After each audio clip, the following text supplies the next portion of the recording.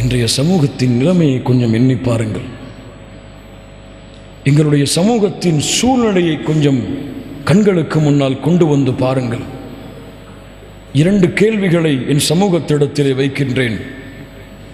ஒன்று, எம்முடைய உள்ளத்தை நாம் கேட்டுக்கொள்ள வேண்டிய கேள்வி, முஹம்மது ரசூலுல்லாஹ் எந்த நிலையில் இந்த சமூகத்தை விட்டு மரணித்தார்களோ அதே நிலையில் தான் இந்த சமூகம் இப்போது வாழ்கிறதா?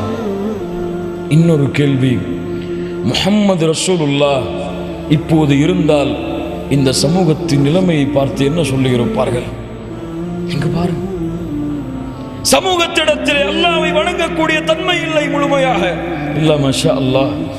சமூகம் அல்லாஹ்வுடைய தூதருடைய வழிமுறைகளை புறக்கணிக்கிறது. சமூகம் தொழுகையை மறந்து வாழ்கிறது.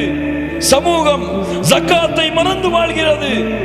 சமூகம் அல்லாஹ்வுடைய தூதர் முஹம்மது ரசூலுல்லாஹ் ஸல்லல்லாஹு அலைஹி வஸல்லம் எந்த ஒற்றுமையில், எந்த பாதையில் இந்த சமூகத்தை நிறுத்தினார்களோ அந்த பாதையை விட்டு வெளியே சென்று பிரிவுகளாக, கூட்டங்களாக, தனித்தனி ஜமாஅத்துகளாக இந்த உலகத்திலே பயணித்துக் கொண்டிருக்கிறது முஹம்மது ரசூலுல்லாஹ்.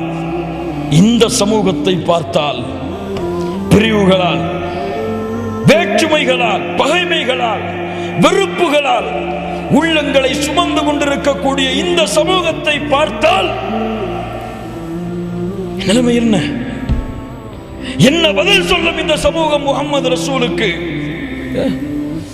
ஒரு முஸ்லிம் இன்னொரு முஸ்லிமை பகையாளியாக, எதிரியாக, விரோதியாக பார்க்கிறான். ஏன்?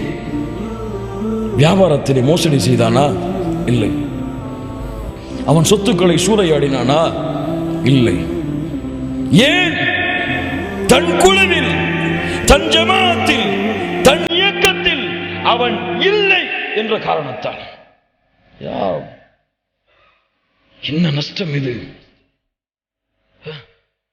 முஸ்லிம்களிடத்திலே சஹாபாக்களின் தியாகங்களால் உருவான அந்த பண்பு, அந்த தியாக உணர்வு, சமூகம் பிளந்துவிடக் கூடாது என்று இருந்த நினைவு யாருக்கு இருக்கிறது? நம்முடைய உள்ளத்தில். அல்லாஹ் ரப்புல் ஆலமீன் பாதுகாப்பானாக. கண்ணியத்துக்குரியவர்களே,